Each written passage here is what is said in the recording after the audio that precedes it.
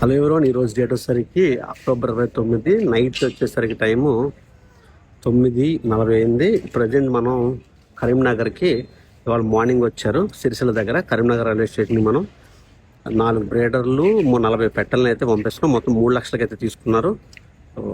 అయితే పార్సల్ యాక్స్కి అయితే వచ్చేసి చూడండి, మీరు ఎలా ఉంటే మొత్తం వీడియో చేసి చూపిస్తాను నీట్గా.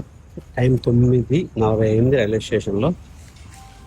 పార్సల్ ఆఫీస్ పార్కింగ్ వచ్చాం.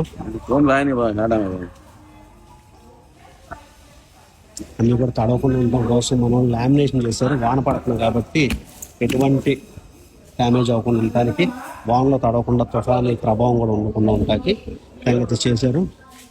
ఈయన పేరు వచ్చేసరికి వెంకట్రావు గారు. ఈయన మనకి అన్నీ కూడా బుకింగ్ అన్ని సంబంధించి చేస్తుంటారు. సో చాలా జాగ్రత్తగా సేఫ్గా ఓళ్ళకి ఎటువంటి ఇబ్బంది కలగకోకుండా చక్కగా పెడతారు. ఇలా గ్యాప్ ఇవ్వడం వల్ల అన్ని వైపులా గాలి వెళ్ళి ఎటువంటి ఇబ్బంది ఉండదు. అండ్ వాన్లో కూడా తడవకుండా మీకు చూస్తే సో అద్భుతమైన ప్యాకింగ్ అయితే చేశారు మన టీము.